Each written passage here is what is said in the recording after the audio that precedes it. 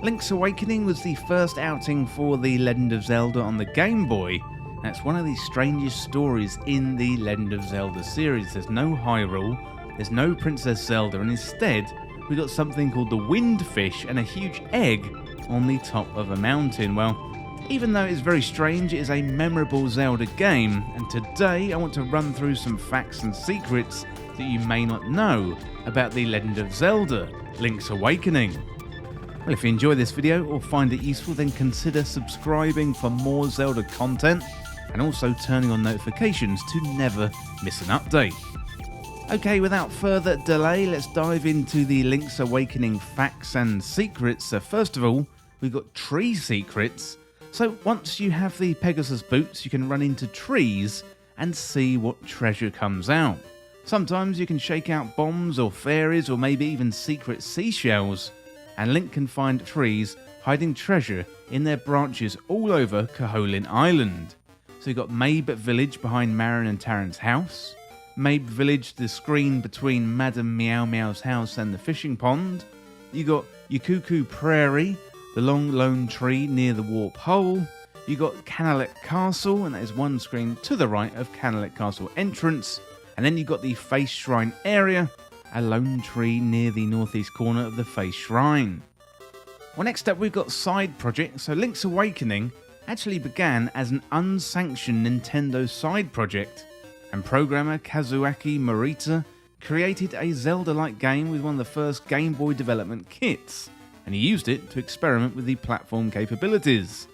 So other staff members of the Nintendo Entertainment Analysis and Development Division, they joined him after hours and they worked on the game in what seemed to them like an after-school club. Well, the result of these experiments with the Game Boy started to look very, very promising indeed, and following the release of A Link to the Past, director Takashi Tezuka asked for permission to develop a handheld Zelda game, and originally he intended it to be a port of A Link to the Past, but it evolved into its own original game. So lots of the team that created A Link to the Past reassembled to come onto this new project, and altogether it took them a year and a half to develop Link's Awakening. Well, next up we've got bomb arrows. So if Link equips a bomb and the bow, and you press both the A and B buttons at the same time, then Link can create a bomb arrow.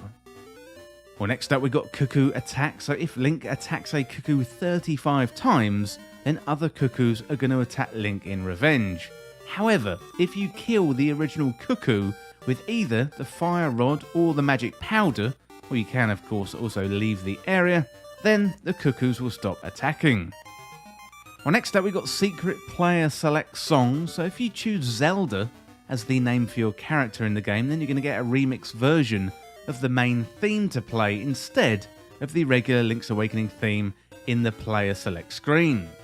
Also, different song variants play for other names, including Marin and also Totaka.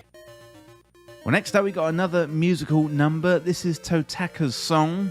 So if you wait inside Richard's villa for 2 minutes and 30 seconds, then Totaka's song will play. And Totaka's song is quite a simple 19-note 8-bar melody. And Nintendo sound designer Kazumi Totaka, he's known for inserting it into most of the titles that he worked on, and the song is often hidden several minutes into a rarely heard song in the game, so requiring the player to find a place where the song plays and then wait. Well, let's check out Totaka's song in Link's Awakening.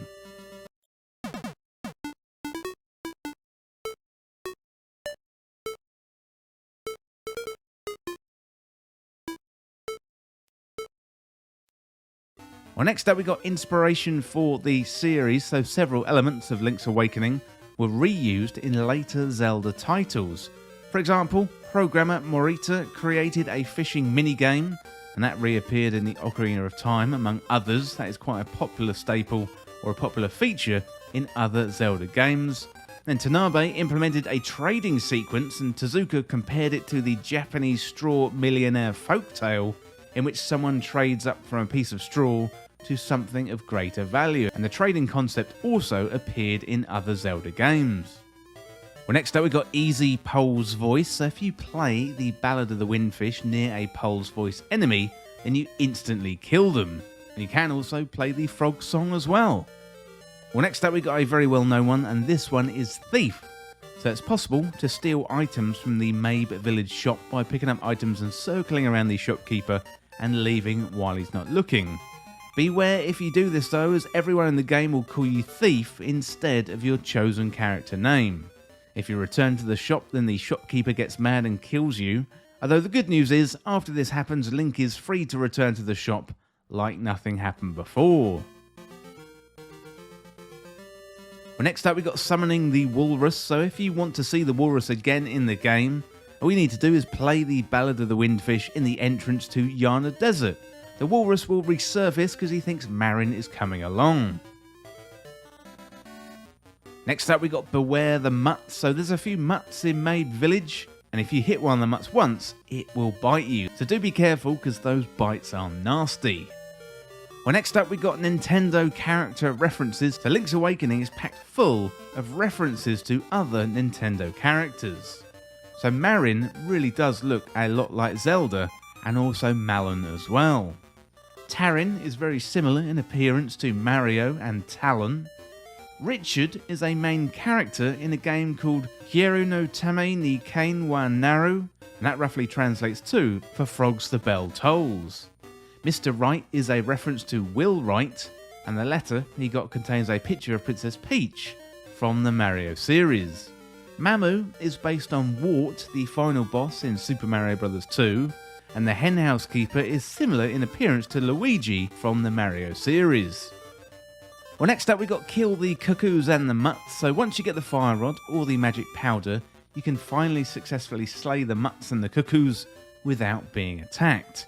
Although this doesn't work in the 2019 Nintendo Switch remake, as the cuckoos and the mutts are invincible in that game. Next up we got Convert Buzz Blobs to Cukemen. So if you dust some magic powder on the Buzz Blobs, they are cactus-like enemies with electric sparkles.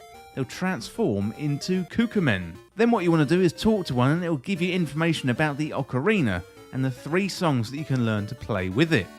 In the original version of the game, Cukemen would say something different every time you talk to them, and that included, "Hey Mon," or "You know me, I like short names the best," or it can display millions of polygons, or "I definitely need it as soon as possible."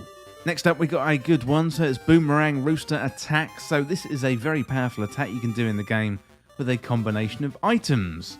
So when you got the Rooster, the Power Bracelet and the Boomerang, you can do this simple trick. So throw the Boomerang and quickly grab onto the Rooster before the Boomerang comes back.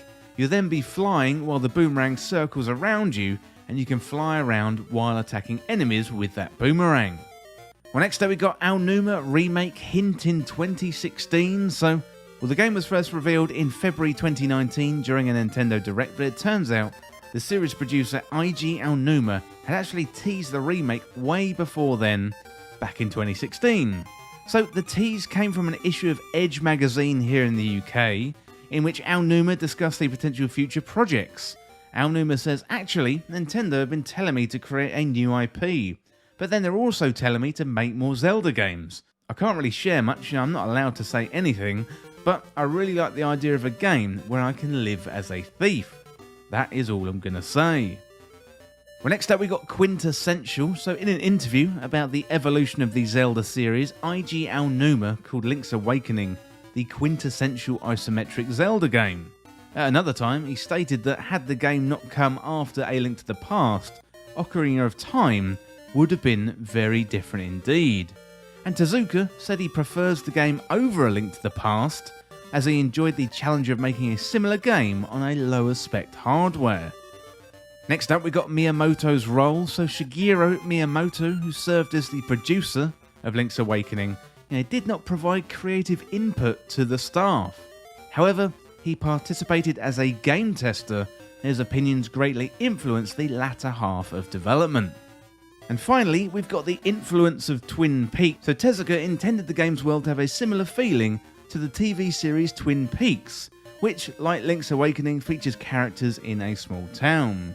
He suggested that the characters of Link's Awakening be written as suspicious types, akin to those in Twin Peaks, a theme which carried over into later Zelda titles. Tanabe created these odd characters He was placed in charge of the sub-events of the story and wrote almost all of the character dialogue, with the exception of the owls and the Windfish's lines.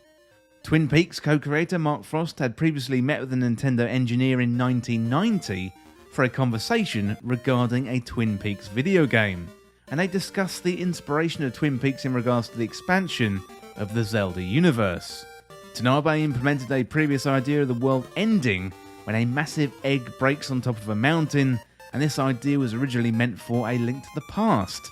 Tanabe really wanted to see this idea in a game, and was able to implement it in Link's Awakening as the basic concept. Well, that is about it for all of the facts and secrets about Link's Awakening, but let me know down in the comments if I've missed anything, and let me know your facts and secrets and also your memories of playing through one of the best games in the series, and that of course is Link's Awakening. Well, that is it today for the things that you may not know about the Legend of Zelda Link's Awakening, and as always, thank you so much for watching or for listening. Don't forget you can hit that subscribe button down below for even more Zelda content here on Triforce Times. You can also like the video and share the video too. That would really help us out here on the channel. Thanks again, and I'll see you very soon.